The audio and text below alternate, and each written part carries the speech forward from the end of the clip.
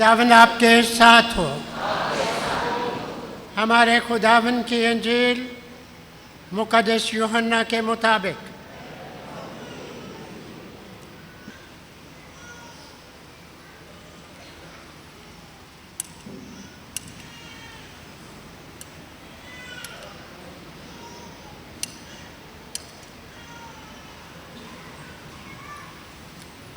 उसका 11 बाब 19-27 आयत।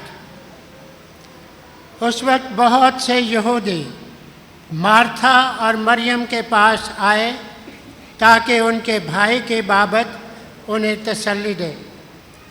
मार्था ने जो ही सुना कि यीशु आ रहा है तो उससे मिलने को गई, मगर मरियम घर में बैठी रही। मार्था ने यीशु से कहा, ऐ खुदावंद, अगर तू यहाँ होता तो मेरा भाई ना मरता, और मैं जानती हूँ कि अब भी तो खुदा से जो कुछ मांगेगा खुदा तुझे देगा। यीशु ने उससे कहा, तेरा भाई जी उठेगा।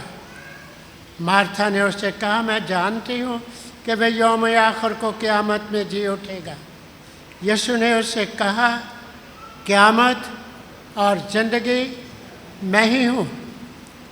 जो मुझ पर ईमान लाता है, अगरचे वो मर गया हो तो भी ज़िंदा रहेगा, और जो कोई ज़िंदा है और मुझ पर ईमान लाता है अब तक कभी न मरेगा। क्या तू इस पर ईमान लाती है?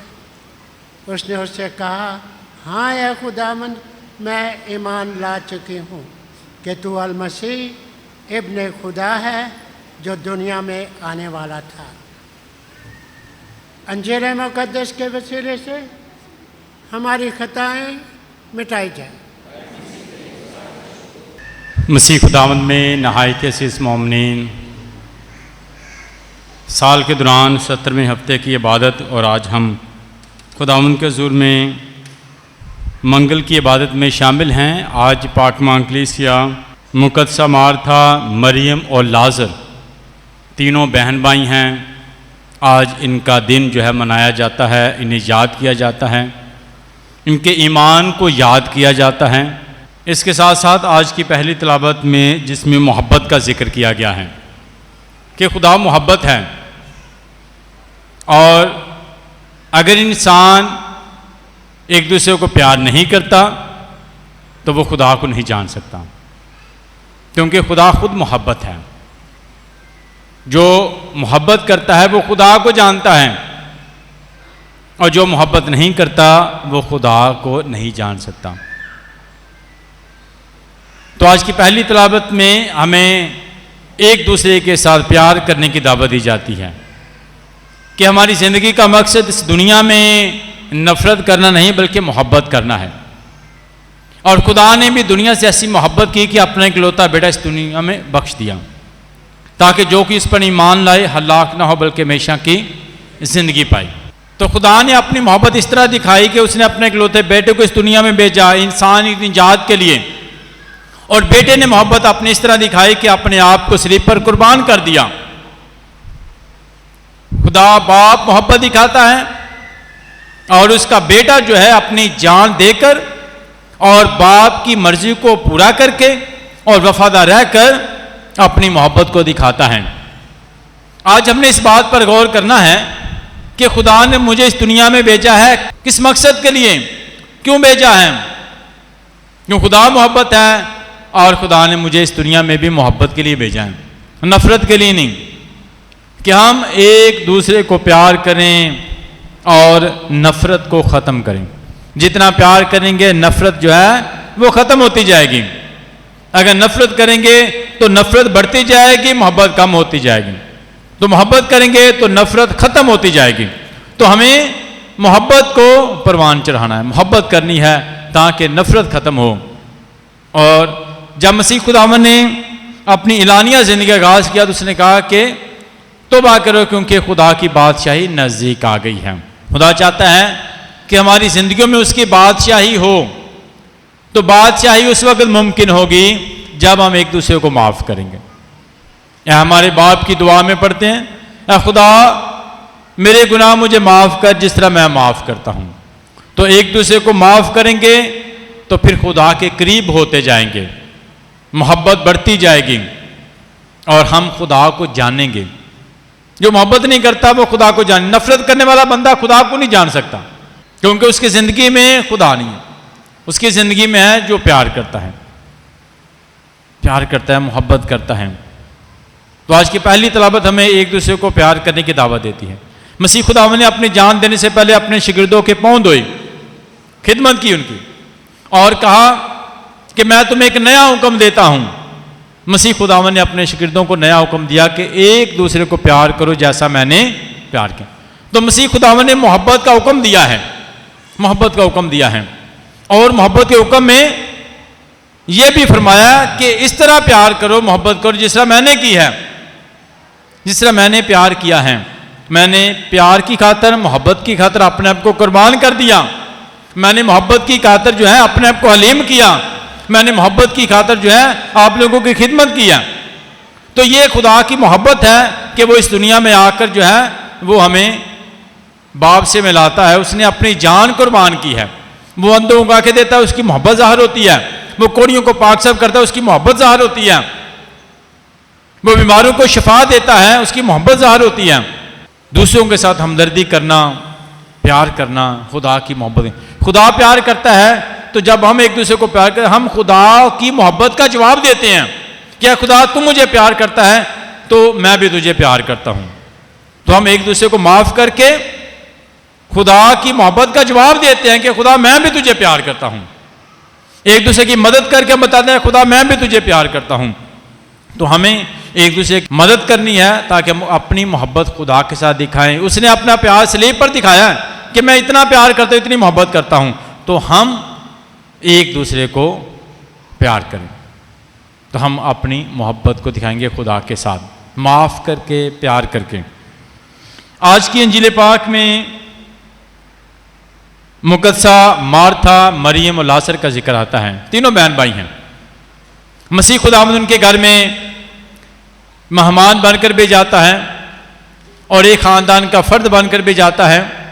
अक्सर इनके घर का विज़िट होता है, मगर ये तीनों ईमान में बड़े मजबूत हैं। मसीह खुदावंद से प्यार करते हैं, अपनी मोहब्बत को ज़ाहिर करते हैं।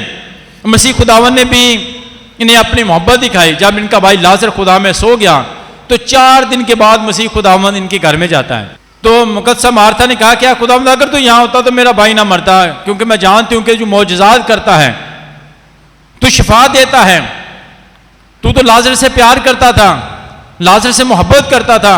जब लाजर की खबर मिली कि बीमार है तू नहीं आया। अब 4 दिन गुजर चुके हैं, अगर तू यहां होता तो लाजर ना मरता, क्योंकि तू लाजर से प्यार करता था। तो मसीह खुदावंद ने कहा कि ईमान रख, क़यामत और जिंदगी मैं हूं, क़यामत और जिंदगी मैं हूं। तो मसीह खुदावंद कब्र पर जाते हैं और उसने कहा कि पत्थर को हटा दो। तो मार्था ने कहती है कि अभी तो उसकी लाश से बदबू आती है, 4 दिन हो चुके हैं। मगर मसीह खुदावंद ने कहा कि कब्र से पत्थर हटाया जाए। लोगों ने पत्थर को हटाया और मसीह खुदावंद ने लाजर को आवाज़ दी कि लाजर बाहर निकला। तो मसीह खुदावंद की आवाज़ पर, उसकी ताकत से, कुव्वत से लाजर जो है वो बाहर निकल आया। तो मसीह खुदावंद ने मुर्दा लाजर को, जो 4 दिन का मुर्दा है, उसे जिंदा किया है, जिसे यीशु प्यार करता था। लाजर का ईमान था, उसका यीशु पर ईमान था और यीशु लाजर से मोहब्बत करता था। और कब्र पर जाकर उसने 4 दिन के मुर्दा लाजर को जिंदा किया है और जिंदा करके उनकी बहनों के सुपुर्द किया है। तो इसी तरह खुदावंद यीशु मसीह हमारी जिंदगियों में मौजज़ात करता है, मौजज़ात करता है। जो यीशु से प्यार करते हैं, यीशु ने नई जिंदगी देता है। हम कभी कभी मायूस ना उम्मीद हो जाते, याद है कि जिस तरह हम लाजर को जिंदा किया, हमें भी खुदा मायूसी, ना उम्मीदी में, परेशानियों में दोबारा से नई जिंदगी देता है, निकालता है, परेशानियों से निकाल। जिस तरह लाजर को कब्र से निकाला, तो खुदा हमें परेशानियों से निकालता है, जो यीशु को प्यार करते हैं और जिनका ईमान मसीह खुदावंद पर है। तो हमें अपनी ज़िंदगी में खुदा से प्यार करना है, वफादार रहना है, ईमान को ज़ाहिर करना है तो खुदा हमारी ज़िंदगी में मौजज़ात करेगा और हमें परेशानियों से निकालेगा, नई ज़िंदगी देगा। इवन के लाजर की ज़िंदगी के बारे में देखते हैं कि सारे नाउम्मीद थे कि अभी तो ये मुमकिन हो ही नहीं सकता कि लाजर जिंदा हो जाए, अभी कुछ भी नहीं हो सकता, मगर खुदावन नामुमकिन काम को मुमकिन कर देता है, क्योंकि जो खुदा के साथ जुड़े होते हैं, खुदा पर ईमान रखते हैं, खुदा उन्हें नई ज़िंदगी अता करता है और उसने लाजर को भी नई ज़िंदगी बख्श दी। इसी तरह जब मार्था की ज़िंदगी पर गौर करते हैं तो उसने मसीह खुदावंद की मेहमान नवाजी की, उसको अपने घर में बुलाया, दावत की। तो मार्था की ज़िंदगी में खिदमत का जज्बा नज़र आता है। मार्था जो है वो खिदमत करते हुए नज़र आती है। इसके साथ साथ मार्था की ज़िंदगी में ये भी कि हमें हमेशा जो है खुदा पर ईमान और भरोसा रख। उसने इस बात का इकरार किया है मार्था ने कि हाँ, खुदा में ईमान रखती हूँ कि तू अल मसीह जिंदा खुदा का बेटा है। मसीह खुदा ने जब कहा कि क्या तू ईमान लाती है, जैसे उनसे ने कहा क़यामत और ज़िंदगी में अगर तू ईमान लाएगी तो तू खुदा के जलाल को देखेगी। उसने कहा खुदा मैं ईमान ला चुकी हूँ, और उसने इस बात का इकरार किया कि तू जिंदा खुदा का बेटा अल मसीह है। ये मार्था ने अपना ईमान ज़ाहिर किया, और जो अपना ईमान ज़ाहिर करता है, खुदा पर ईमान रखता है, वो बड़े बड़े मौज़े देखता है, बड़े बड़े मौज़े। और उसने ईमान को देखा, खुदा की कुदरत का तजर्बा किया, खुदा की मोहब्बत को देखा कि मसीह खुदावन ने उनके भाई को लाजर को मुर्दों में से ज़िंदा किया है, ज़िंदा किया। और इसके साथ साथ उसकी बहन मरियम की ज़िंदगी में सिखाती है कि हमारी ज़िंदगी का मकसद खुदा के करीब रहना और यसू की कलाम की बातों को सुनना। जब मसीह खुदा उनके घर में जाते हैं तो मरियम जो है दूसरी कामों में मसरूफ़ हैं, याद रखें। तो फिर उसने मार्था ने कंप्लेन की कि ए खुदावंद, मेरी बहन मरियम ने मुझे अकेला छोड़ दिया काम करने के लिए। तो मसीह खुदावंद ने कहा कि मरियम ने अच्छा हिस्सा चुना है, अच्छा हिस्सा चुना है। मरियम का भी अच्छा हिस्सा है, वो भी खिदमत करती है, मगर क्यों मरियम को शाबाश दी है और मार्था ने जो है वो कामों में मसरूफ़ है। मार्था जो है वो जानती है कि यीशु हमारे घर में आ रहा है, खुश आमदीद कहती है, मगर इसके साथ साथ हमारी ज़िंदगी में हमें सारे कामों को पहले से तैयारी करनी है। क्या करना है? पहले से, जैसे पता है कि आज दुआ है तो हम अपने काम पहले ही सारे ख़त्म कर लें। आज पता है कि मसीह खुदावन ने हमारे घर में आना है, उसका खाना है, हमने उसको खुश आमदीद कहना है, तो उसके आने से पहले हमने घर की सारी तैयारियां कर लेनी हैं। क्या हुआ कि जब यीशु घर में आ गया तो मरियम को बड़ी फिक्र है कि अब ये भी चीज़ें रहती होने वाली, वो भी रहता होने वाला, ये भी होने वाला रहता है। तो अब वो अकेली कर रही थी, तो उसने कहा कि मरियम ने मुझे अकेला छोड़ दिया काम करने के लिए। तो मसीह खुदा बताएं कि हमें क्या करना है, अपने काम पहले ही ख़त्म कर लेने हैं। मरियम की तरह पहले उसने वो यीशु के पास बैठकर कलाम सुनना शुरू कर दिया। उसने कहा यीशु अब आ गया, तो अब मैंने इसके करीब बैठकर कलाम सुनना है। तो मरियम को पता है अभी तो कितने काम रहते हैं, तो अभी तो काम करने वाले बड़े हैं, तो इसलिए कहती है कि मरियम को भेज ताकि वो मेरी मदद करें। ये नहीं कि हमारे काम आधे पड़े हुए हैं, कलाम सुनने ज़हन पीछे, अच्छा ये भी घर में रहता है होने वाला, ये भी रहता है, तो फिर कलाम का वक्त गुजर जाएगा और हमारा ज़हन जो है वो दूसरे कामों की तरफ रहेगा। अच्छा ए घर जाना तो यह भी होने वाला है, ए मैं छड़ के आ गया कि यह भी करना है। असी सारे काम नूं पहला कर लिए, जो भी खुदा दा कलाम सुनना है तो बाकी सारे काम जिहड़े ने पहला ही कर लिए। यीशु ने हमारे घर में आना तो हम पहले करें, जो यीशु का वक्त है वो यीशु को देना है, अपने काम पहले ही ख़त्म कर लें, फिर यीशु के पास बैठ कर कलाम की बातें सुने, ज़िंदगी की बातें सुने। और मरियम ने क्या किया, वो यीशु के कदमों के पास बैठ गई और यीशु के कलाम को सुनती है, कलाम को प्यार करती है, वो सुनना चाहती है, वो सीखना चाहती है, वो आगे बढ़ना चाहती है, वो रूहानियत में आगे बढ़ना चाहती है, खुदा की मोहब्बत में आगे बढ़ना चाहती है। तो ईमान कहाँ से पैदा होता है? खुदा के कलाम से। जब खुदा का कलाम सुनते हैं तो ईमान पैदा होता है, खुदा का कलाम सुनते हैं खुदा के साथ मोहब्बत बढ़ती है, उसके मौजज़ात सुनते हैं। तो हमें खुदा के कलाम को सुनना है ताकि हमारी मोहब्बत खुदा के साथ बढ़े, हम खुदा के करीब हों, जैसे मरियम ने। और यीशु ने शाबाश उसको दी कि इसने अच्छा हिस्सा चुना है, इसने कलाम को अहमियत दी है, खुदा की बातों को अहमियत दी है, इसने सीखना शुरू किया है, इसने सुनना शुरू किया है। और खुदा हमेशा से यही कहता पुराने अहद में, ऐ बनी इस्राएल सुन, खुदा सुनाना चाहता है हम सुने खुदा की। इस दुनिया के शोरगुल में भी, बड़े बड़े कामों और जिम्मेदारियों में भी, मसरूफियात में भी, जिम्मेदारियों में भी हम खुदा की आवाज़ को सुने। खुदा क्या कहना चाहता है हमसे, खुदा क्या बात करना चाहता है।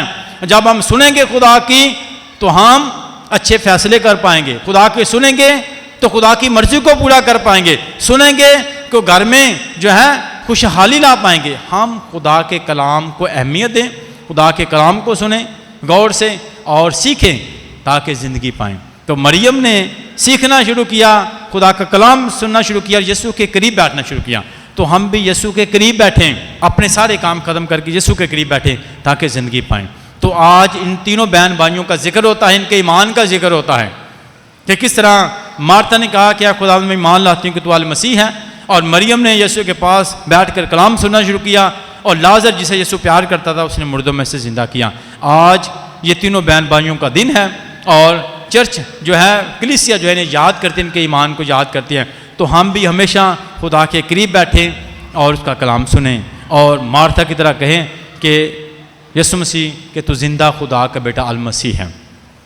और लाजर की तरह हम भी अपनी ज़िंदगी में खुदा की रहमत का तजर्बा करें। मसीह खुदावंद के वसीला से आमीन।